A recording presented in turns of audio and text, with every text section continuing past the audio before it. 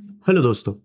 3 हफ्ते पहले department of telecommunications ने नए रूल्स का एक सेट नोटिफाई किया।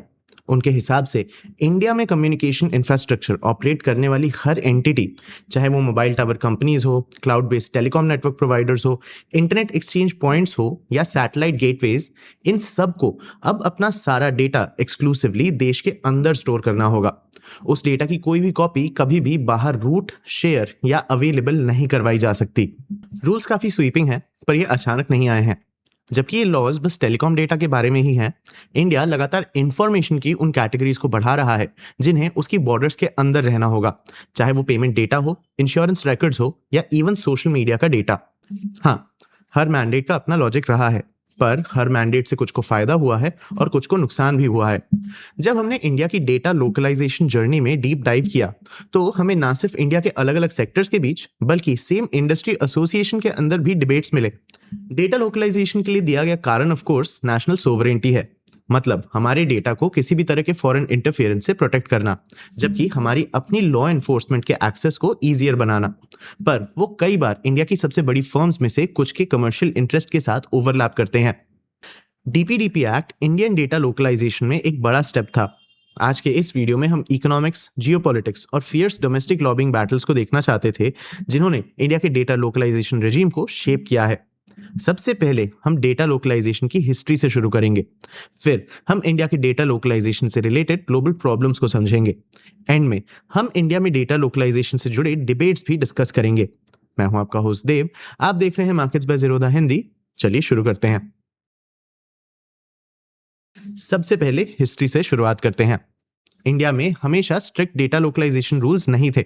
उनका सबसे पुराना वर्जन सिर्फ गवर्नमेंट रिकॉर्ड्स तक ही लिमिटेड था, जिन्हें देश के बाहर ट्रांसफर नहीं किया जा सकता था।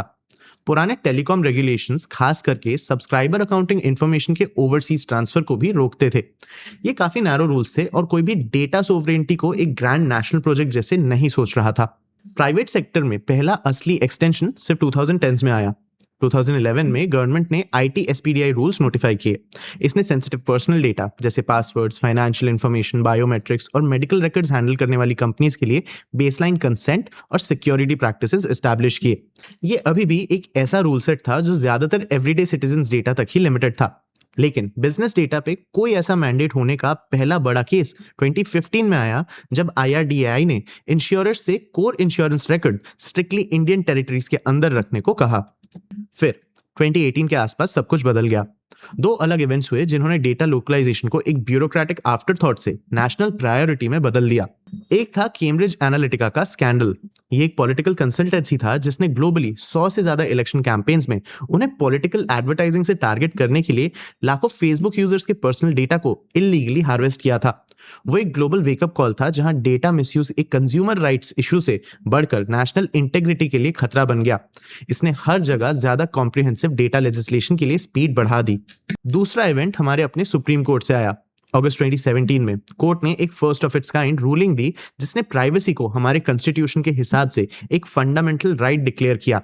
उस रूलिंग ने गवर्नमेंट को एक comprehensive data protection regime establish करने का कमांड दिया। इस रूलिंग से डायरेक्टली इंस्पायर होकर 2018 में जस्टिस बीएन श्रीकृष्णा की कमेटी ने draft personal data protection bill के साथ एक लैंडमार्क रिपोर्ट रिलीज की। बिल ने इंडिया का पहला इकोनॉमी वाइड फ्रेमवर्क प्रपोज किया। इसका एक की मैंडेट ये था कि सभी पर्सनल और सेंसिटिव डेटा की कम से कम एक लाइव कॉपी इंडिया के अंदर एक डेटा सर्वर पर स्टोर होनी चाहिए। इसमें बाकी नॉन क्रिटिकल पर्सनल डेटा के क्रॉस बॉर्डर ट्रांसफर के लिए भी रूल्स थे। लेकिन डेटा लोकलाइजेशन पर सबसे बड़ा बॉम्बशेल हमारी जुडिशियरी से नहीं बल्कि हमारे बैंकिंग सिस्टम से आया। उसी साल आरबीआई ने सभी पेमेंट सिस्टम ऑपरेटर्स को ट्रांजैक्शन और फाइनेंशियल डेटा एक्सक्लूसिवली इंडिया के अंदर लोकेटेड सिस्टम में स्टोर करने का मैंडेट दिया। कंपनीज के पास कंप्लाई करने के लिए 6 महीने थे। ग्लोबल इकोनॉमिक कॉन्सिक्वेंसेस के साथ ये पहला major sector wide localisation rule था और तभी से ट्रेजेक्टरी सेट हो गई थी। श्री कृष्ण कमेटी बिल अगस्त 2023 में डीपीडीपी एक्ट जैसे फाइनली पास होने से पहले 2019 और 2021 में मल्टीपल वर्जन से गुजरा। जनवरी 2025 में रिलीज हुए ड्राफ्ट रूल्स और स्ट्रिक्ट थे और फिर जुलाई 2026 टेलीकॉम रूल्स आए। इंडिया की लोकलाइजेशन पुश ने दुनिया के दो सबसे बड़े रेगुलेटरी ब्लॉक्स यूएस और ईयू और उनके साथ तीनों ज्यूरिसडिक्शंस में ऑपरेट करने वाली मल्टीनेशनल कंपनीज के साथ फ्रिक्शन क्रिएट किया है। यूएस के लिए इंडिया के डेटा बॉर्डर्स, खास करके पेमेंट डेटा से रिलेटेड रूल्स, ऑफिशियली एक ट्रेड बैरियर हैं। Amazon, माइक्रोसॉफ्ट, अमेरिकन एक्सप्रेस और दूसरों को रिप्रेजेंट करने वाले अमेरिकन लॉबी ग्रुप्स ने मैंडेट्स के अगेंस्ट पुश किया है, ये आर्ग्यू करते हुए कि कंपनीज को रिडंडेंट लोकल डेटा सेंटर्स बनाने के लिए फोर्स करना इकोनॉमिकली इनएफिशिएंट है और ये इंडियन बिजनेसेस को भी खुद बेस्ट ग्लोबल सर्विसेज एक्सेस करने से रोकता है। पर अमेरिका के ऑब्जेक्शंस इंटरेस्टिंग हैं। उनके डेटा सॉवरेंटी रूल्स भी काफी स्ट्रिक्ट हैं। जैसे किसी क्राइम में US cloud act American law enforcement को यूएस रेगुलेटेड कंपनीज को डेटा हैंडओवर करने के लिए फोर्स करने देता है, चाहे वो डेटा फिजिकली दुनिया में कहीं भी स्टोर्ड हो। तो अगर किसी इंडियन सिटीजन का पर्सनल डेटा मुंबई के सर्वर पर भी हो, तब भी यूएस गवर्नमेंट उसे लीगली एक्सेस कर सकती है जब तक एक अमेरिकन कंपनी उसे कंट्रोल करती है। इस केस में अगर कंट्रोलिंग एंटिटी फॉरेन है तो physical localisation actually foreign surveillance को नहीं रोक सकता। वहीं US stored communications act opposite direction में चलता है। ये अमेरिकन टेक फर्म्स को फॉरेन गवर्नमेंट्स के साथ यूजर कंटेंट डेटा शेयर करने से रोकता है। कोई इसे अमेरिकन इंटरेस्ट को प्रायोरिटाइज करने के पर्पस से क्लाउड एक्ट के कंप्लीमेंट्री जैसे भी देख सकता है। यूरोप का इंडिया के साथ फ्रिक्शन कम ट्रेड रिलेटेड है। यूरोप का जीडीपीआर ज्योग्राफी फर्स्ट के बजाय प्राइवेसी फर्स्ट है। मतलब ये डेटा को किसी भी ऐसे देश में फ्रीली फ्लो करने देता है जो उसके एडिक्वेसी स्टैंडर्ड्स को मीट करता है, ना कि ये मैंडेट करता है कि फिजिकल सर्वर कहां होना चाहिए। यूरोपियन टेक बॉडीज इनफैक्ट ये आर्ग्यू करती हैं कि इंडिया का फिजिकल रेसिडेंसी पे फोकस एक आउटडेटेड आइडिया है, क्योंकि किसी देश के सेंसिटिव डेटा को एक ज्योग्राफी के अंदर सेंट्रलाइज करना साइबर अटैक्स के लिए हाई वैल्यू टारगेट्स बना सकता है। ये वेल नोन है कि गूगल और अमेजॉन जैसे बिग टेक फर्म्स ने जीडीपीआर के अगेंस्ट लॉबी किया है। यहाँ एक ऑकवर्ड डिप्लोमेटिक मिसमैच भी है। अर्ली 2000s में इंडिया ईयू ट्रेड नेगोशिएशंस के दौरान इंडिया ने डिमांड किया कि ईयू यूरोपियन सिटीजन्स के पर्सनल डेटा को इंडिया ट्रांसफर करने पर अपने रेस्ट्रिक्शंस को रिलैक्स करे। ये इंडियन आईटी इंडस्ट्री के लिए चीजें आसान बनाने के लिए था, जिसके पास कई यूरोपियन क्लाइंट्स थे। लेकिन इंडिया में स्ट्रिक्ट डोमेस्टिक डेटा बॉर्डर्स के लिए पुश करना और अब्रॉड लूजर रूल्स के लिए लॉबी करना एक टफ पोजीशन है। ये फ्रिक्शन 2026 में तब तक कंटिन्यू हुआ जब landmark India EU free trade agreement के फाइनली साइन होने से क्रॉस बॉर्डर डेटा फ्लोज का इशू डिले हो गया। कहीं भी इंडिया के लोकलाइजेशन मैंडेट्स और फॉरेन कमर्शियल इंटरेस्ट के बीच का क्लैश पेमेंट सेक्टर से ज्यादा ड्रामेटिक नहीं था। 2018 में जब आरबीआई ने सभी पेमेंट डेटा को इंडिया के अंदर रहने के लिए फोर्स किया तो ग्लोबल कार्ड नेटवर्क्स प्रॉब्लम में पड़ गए। मास्टर कार्ड, वीजा और अमेरिकन एक्सप्रेस तब इंडियन कार्ड नेटवर्क के 70% से ज्यादा को डोमिनेट करते थे। उन्होंने पुश बैक किया, उन्होंने डेडलाइन एक्सटेंशंस की रिक्वेस्ट की, उन्होंने एक ऐसे कॉम्प्रोमाइज के लिए लॉबी किया जहां वो इंडिया में एक कॉपी रख सके जबकि ग्लोबली डेटा स्टोर और प्रोसेस करना कंटिन्यू कर सके। उन्होंने आर्ग्यू किया कि उनके ग्लोबली ऑप्टिमाइज्ड इंफ्रास्ट्रक्चर को तोड़ना महंगा होगा और ओवरऑल सिक्योरिटी को वीक बनाएगा, स्ट्रांग नहीं। पर आरबीआई ने ये रिक्वेस्ट नहीं मानी। फिर वेस्टर्न मल्टीनेशनल्स की लॉबिंग ने उनके होस्ट गवर्नमेंट को डायरेक्टली इन्वॉल्व करके एक और स्टेप लिया। एक रॉयटर्स इन्वेस्टिगेशन ने पाया कि मास्टरकार्ड ने यूएस ट्रेड रिप्रेजेंटेटिव को डायरेक्टली लॉबी किया था पेमेंट रूल्स को ना सिर्फ इंडिया में बल्कि इंडोनेशिया, वियतनाम, यूक्रेन और घाना में भी अपोज करने के लिए। आरबीआई ने इसमें से कुछ भी नहीं माना। इनफैक्ट जुलाई 2021 में आरबीआई ने मास्टरकार्ड को नए डोमेस्टिक कस्टमर्स ऑनबोर्ड करने से ही बैन कर दिया। कार्ड नेटवर्क्स के पास बात मानने के अलावा कोई चॉइस नहीं थी। आफ्टर ऑल इंडिया का digital payments market specially UPI के साथ काफी तेजी से ग्रो हो रहा था, वो इसे छोड़ना नहीं चाहते थे।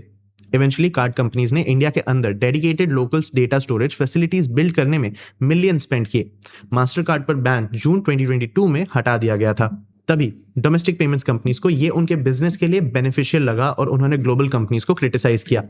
पेटीएम ने तो ऑफिशियली ये तक कहा कि इंडिया को ग्लोबल कंपनीज के लिए मियर इंटरनेट कॉलोनीज नहीं बनना चाहिए। उन्होंने एक काफी अनइक्वल डेटा रिलेशनशिप को इंडिकेट किया जहां ग्लोबल कंपनीज के पास सारी पावर थी। रिलायंस फाउंडर मुकेश अंबानी ने भी पास में डेटा कॉलोनाइजेशन की सिमिलर लैंग्वेज को यूज किया है। अब इंटरनेशनल फ्रिक्शन तो समझ में आता है, पर ज्यादा रिवीलिंग और ड्रामेटिक बैटल एक्चुअली इंडिया के अंदर ही हो रही है। जैसे internet and mobile association of India या IAMAI, जो इंडिया की सबसे प्रोमिनेंट डिजिटल इंडस्ट्री बॉडीज में से एक है। इसकी मेंबरशिप में ग्लोबल इंटरनेट कंपनीज, ई-कॉमर्स और पेमेंट कंपनीज और इंडिया के अपने टेलीकॉम जायंट्स भी हैं। थ्योरी में इसका इस मैटर पर एक ही व्यू होना चाहिए, लेकिन डेटा लोकलाइजेशन के सब्जेक्ट पर ये एक्चुअली काफी डिवाइडेड है। देखो 2023 में डीपीडीपी एक्ट पर अपने कमेंट्स प्रोवाइड करते टाइम IAMAI के सबमिशन में गवर्नमेंट को एक अनयूजुअल डिस्क्लेमर इंक्लूड करना पड़ा कि एसोसिएशन के कुछ बड़े मेंबर्स के रिपोर्ट से एक्चुअली ऑपोजिट व्यूज थे। डिजिटल इकोनॉमी को रिप्रेजेंट करने वाली इंडस्ट्री बॉडी डिजिटल रेगुलेशन के सबसे इंपॉर्टेंट क्वेश्चन पर गवर्नमेंट को क्या बताएं, इस पर ही अग्री नहीं कर सके। डिसेंटिंग मेंबर्स जियो, एयरटेल और पेटीएम थे, जिन्होंने एक्चुअली गवर्नमेंट को एक अलग सबमिशन दिया।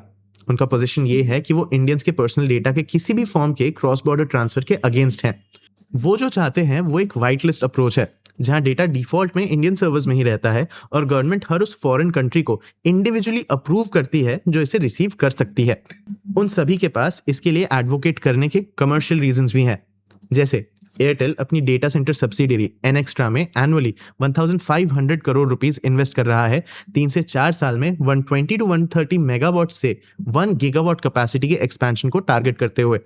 इसके डिजिटल आर्म एक्स टेलीफाई ने एक सॉवरेन क्लाउड ऑफरिंग लॉन्च की है, जिसे वो बैंकिंग, फाइनेंशियल सर्विसेज और मैन्युफैक्चरिंग सेक्टर्स की कंपनीज को ऑफर कर सकता है। वहीं जियो इंडिया के कुछ सबसे बड़े डेटा सेंटर्स बना रहा है, जिसमें से एक जामनगर में है, जो कैपेसिटी के हिसाब से देश का सबसे बड़ा डेटा सेंटर हो सकता है। जियो का अपना क्लाउड सर्विस भी है। इंडिया के अंदर डेटा को रखने वाले लीगल मैंडेट के बिना domestic data storage infrastructure build करने का बिजनेस केस नहीं होगा और पहले से इन्वेस्टेड बिलियंस वेस्ट हो जाएंगे। ग्लोबल टेक जायंट्स अपने सस्ते प्री एग्जिस्टिंग ग्लोबल फैसिलिटीज पर डेटा रूट करना कंटिन्यू करेंगे। लोकलाइजेशन उन इंफ्रास्ट्रक्चर के लिए एक गारंटीड कैप्टिव डोमेस्टिक मार्केट बनाएगा जो ये कंपनीज बिल्ड कर रही हैं। रीसेंट लोकलाइजेशन एफर्ट्स के अलावा गवर्नमेंट ने इन कंसर्न्स का इन काइंड रिस्पॉन्ड किया है। यूनियन बजट 2026-27 ने फॉरेन क्लाउड सर्विस प्रोवाइडर्स के लिए 2047 तक टैक्स हॉलिडे इंट्रोड्यूस किया, जो इंडियन डेटा सेंटर्स के थ्रू अपनी सर्विसेज रूट करते हैं। दूसरी साइड पर IAMAI के e commerce players, SaaS startups और बाकी इंटरनेट कंपनीज एक ओपन बाय डिफॉल्ट इंटरनेट चाहते हैं। उन्होंने एक ब्लैकलिस्ट अप्रोच के लिए पुश किया, जहां डेटा फ्रीली किसी भी देश में फ्लो होता है जब तक गवर्नमेंट अलग से किसी डेस्टिनेशन को हार्मफुल मार्क ना करे। उन्होंने इंडिया के ब्लंट अप्रोच वाले डेटा लोकलाइजेशन के लिए कई प्रॉब्लम्स रखे।